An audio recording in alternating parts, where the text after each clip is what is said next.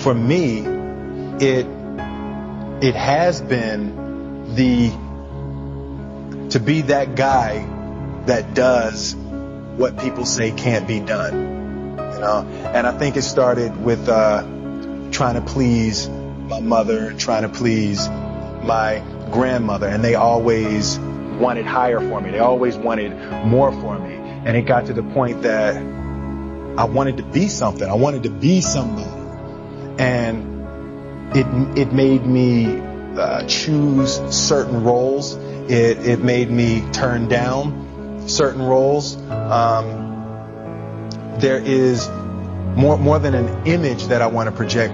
I want to be the person that is the first person there and the last person to leave. That's what I want to be, because I think that the road to success is through commitment and through the strength to drive through that commitment when it gets hard. And it is going to get hard, and you're going to want to quit sometimes, but it'll be colored by who you are and more who you want to be. I definitely found that wanting to be an actor stems from wanting to be somebody. My mom wanted me to be a truck driver, because I got $24,000 I went to truck masters, and I went twice that my father made.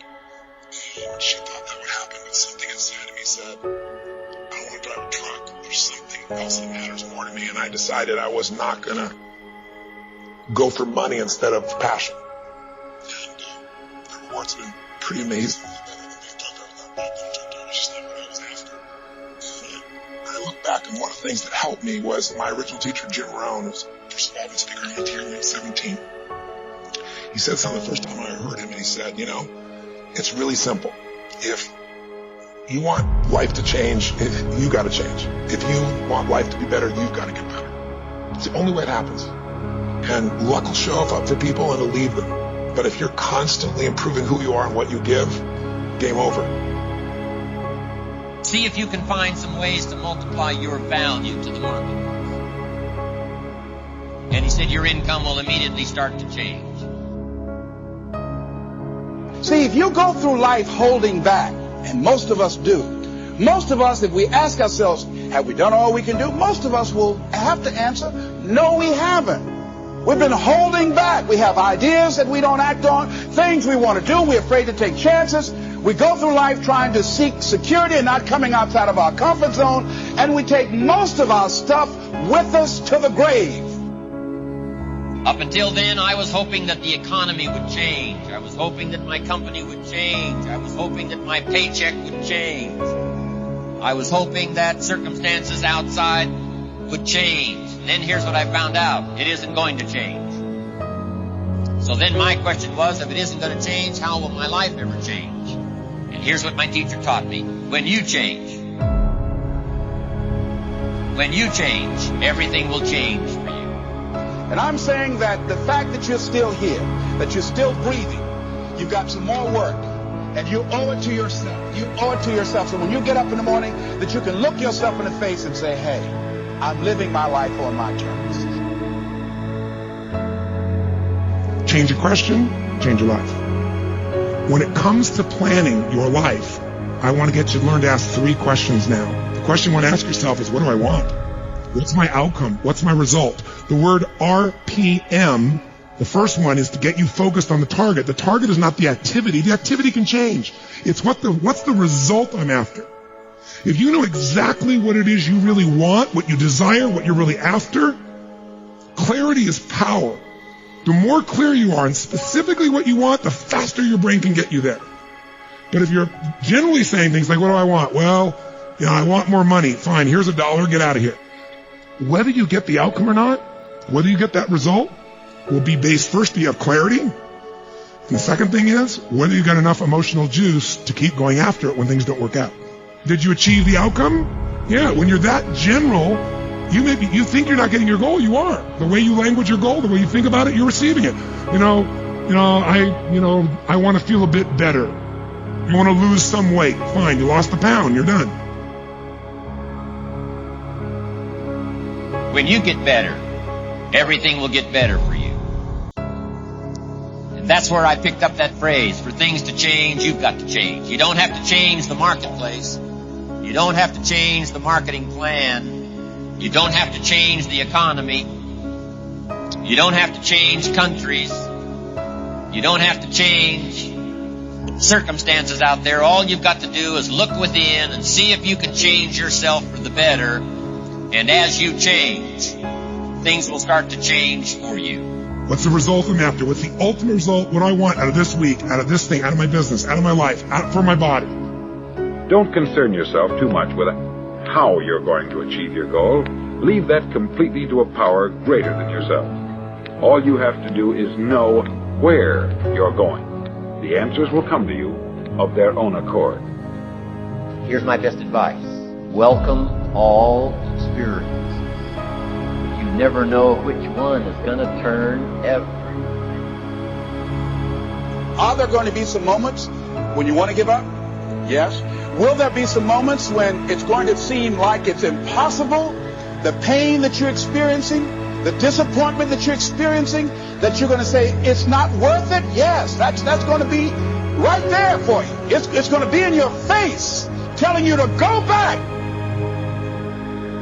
When we think about changing our lives, usually that means changing your behaviors, retraining yourself, getting new habits, going out and trying them out and changing your life. This is about changing your thoughts, and then your life will change. Change your thoughts, change your life. Benjamin Disraeli said, nothing can resist a human will that will stake its existence on its purpose. Shortly put, I'll do it. Know that all you have to do is hold your goal before you. Everything else will take care of itself. And I can tell you that it doesn't make any difference what age you are, whether you're a teenager watching this, or whether you're someone in your 60s, 70s, 80s, or anywhere, you can make that change. Every thought, every feeling, every emotion you experience in this lifetime is shaped by beliefs and values. All of your life is controlled by decisions you make. Decisions about what to believe, decisions about what to feel, decisions about what to do. And most of us are on automatic pilot, letting the world trigger us instead of taking back control of our life. And when you do that, just think of it this way. Anything you want to change. You want to change your body. You want to change your career, your business, your relationship. What to do requires the right strategy. If you want to lose weight and keep it off, you can't obviously just throw your pendulum and go on some silly diet.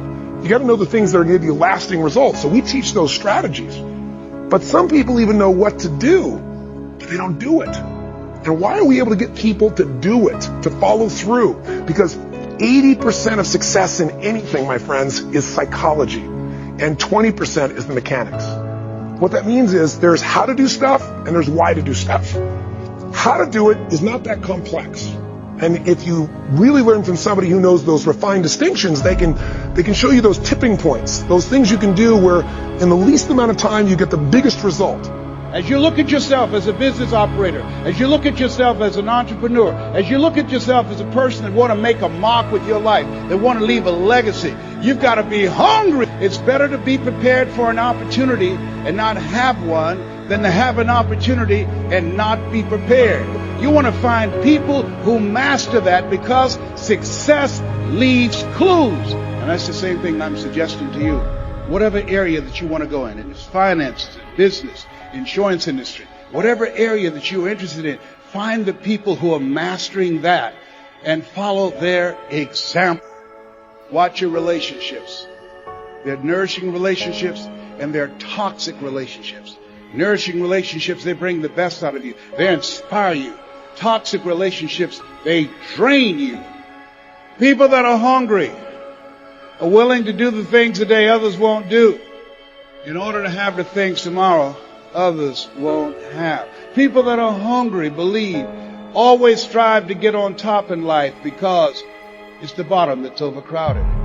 People that are hungry know if you want to be successful, you must be willing to do the things today others won't do in order to have the things tomorrow others won't have. If you do what is easy, your life will be hard. Complain, point at your circumstances, give up your power, blame the government, blame the economy. If you do what is easy, your life will be hard. But if you do what is hard, your life will be easy. It's hard to make a radical change in your life. It's hard to take ownership. It's hard to swallow the bitter pill that wherever you find yourself, at some point in time, you made an appointment to be there.